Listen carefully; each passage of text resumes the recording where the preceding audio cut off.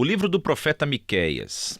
Miqueias viveu em uma pequena cidade chamada Moresete, no reino do sul de Judá, aproximadamente na mesma época de Isaías. E ambos os reinos do norte e do sul de Israel haviam se partido há muito tempo atrás e ambos haviam violado a sua aliança com o Deus de Israel.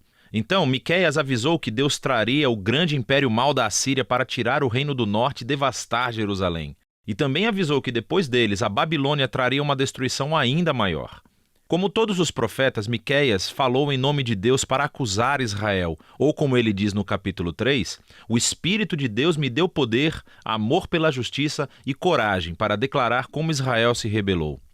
E assim, a maior parte desse livro explora as acusações de Miqueias e seus avisos do julgamento de Deus sobre Israel.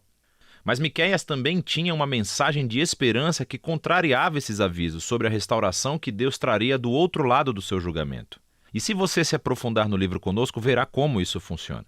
Assim, as duas primeiras sessões do livro desenvolvem as acusações e avisos de Miqueias contra Israel e seus líderes. Então a primeira parte começa com a descrição poética de Deus aparecendo sobre Israel.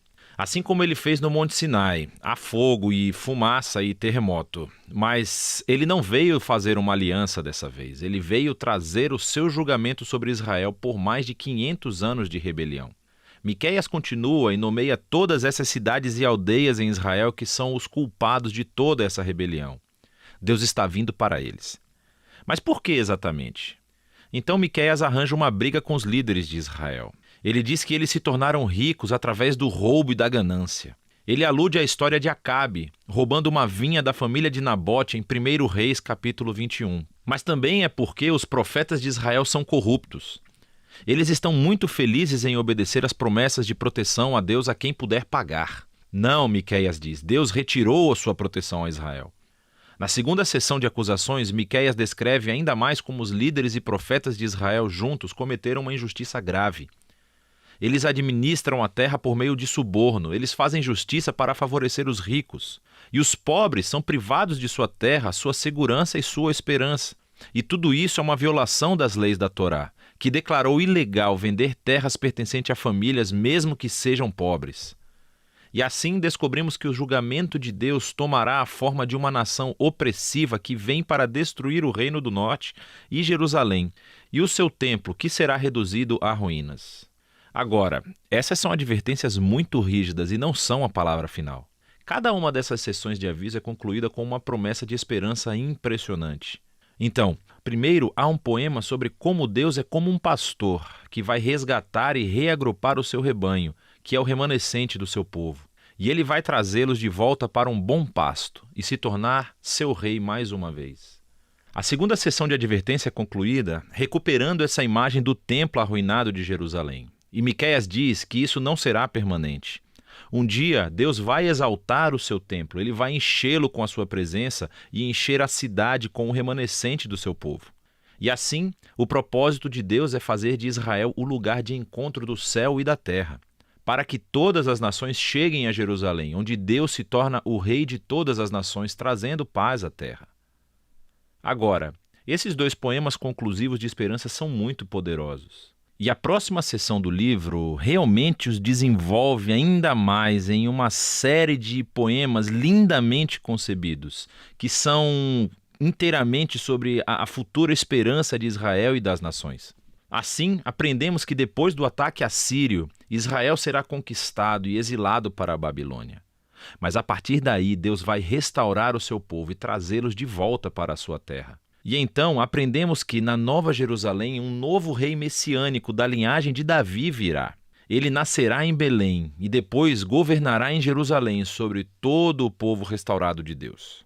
Finalmente, nesse reino messiânico de Deus, o remanescente fiel do povo de Deus se tornará essa bênção entre as nações. Mas ao mesmo tempo, Deus trará a sua justiça final e removerá o mal do seu mundo. A seção final do livro retorna a esse padrão de advertência, seguido pela esperança que vimos nas primeiras partes do livro. Então, Miqueias expõe novamente as práticas econômicas injustas dos líderes de Israel e como está destruindo a terra e o seu povo. E aqui Miqueias oferece as suas famosas palavras que resumem o que significa para Israel seguir seu Deus.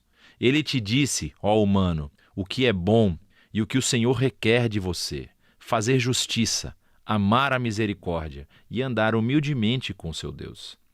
Isto é exatamente o que Israel não tem feito, e assim eles virão à ruína. No entanto, o livro termina com outra nota poderosa de esperança. Israel é personificado como um indivíduo que está sentado sozinho em vergonha e derrota. É uma imagem clara da destruição e exílio de Israel. E esse indivíduo está observando a misericórdia de Deus e ele implora a Deus que o ouça e o perdoe. Mas por quê?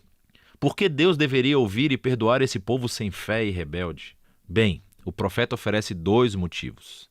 Primeiro, ele diz, por causa do caráter de Deus. Quem é um Deus como você que perdoa o pecado e perdoa a rebelião? Ele sabe que a misericórdia de Deus é mais poderosa do que a sua ira ou o seu julgamento.